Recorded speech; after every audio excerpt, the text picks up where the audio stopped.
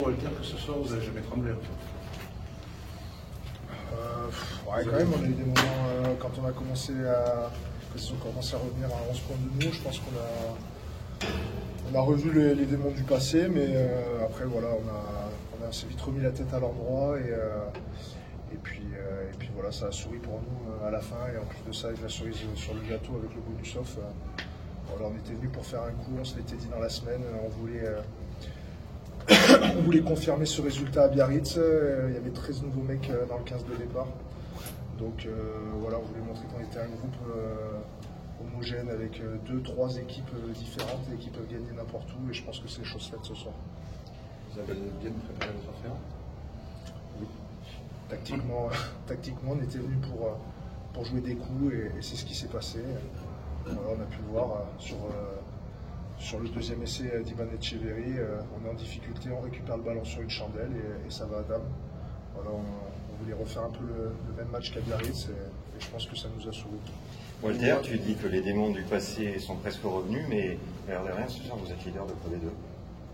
Ouais, donc ils sont bien loin quand même, non? Non, mais voilà, nous sur le bord, on commençait un peu à trembler.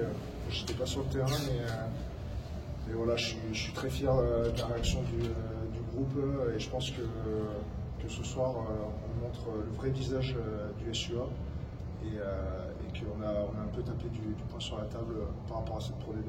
Et cette première place, à 8 journées du début, c'est anecdotique ou ça veut dire quelque chose? Bien sûr que ça fait plaisir, mais après il faut être premier à la fin. On l'a vu l'an dernier, les motos étaient premiers toute l'année et à l'arrivée on rejoue contre cette année. Donc voilà, je pense qu'on va avancer sereinement, sans pression, enfin de la bonne pression maintenant. Et adviendra que pourra.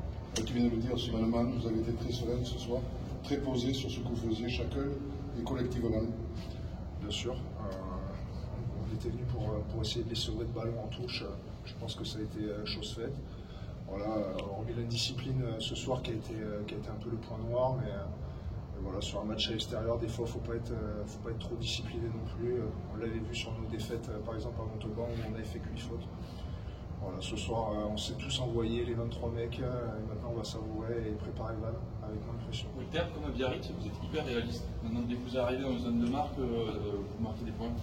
Alors que c'était le problème du début de saison, c'est qu'il y a eu un déclic. Qu'est-ce qui s'est passé? Non, je pense qu'il fallait que l'équipe se rende compte du potentiel qu'elle avait.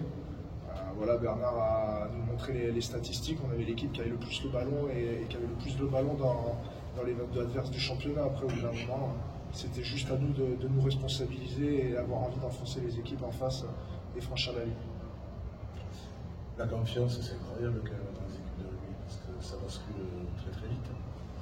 Vous n'avez pas fait un début de saison exceptionnel et puis là vous enchaînez 3 victoires et ce soir on a la sensation que vous êtes touchable contre quand même une très grosse écurie du Pro D2.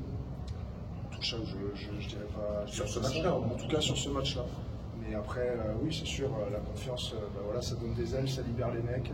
Et puis, par exemple, le coup à jouer à la fin, peut-être qu'avec plus de pression et tout ça, on n'aurait pas réussi. Voilà, Mont-de-Marsan a eu la même chose l'an dernier, l'année d'avant ils jouaient le maintien et l'année dernière ils ont roulé sur la Pro D2. Donc voilà, on s'est aussi inspiré d'eux cet été. On a beaucoup parlé de leur parcours. Voilà, maintenant on va faire notre bonhomme de chemin et continuer à avancer comme ça.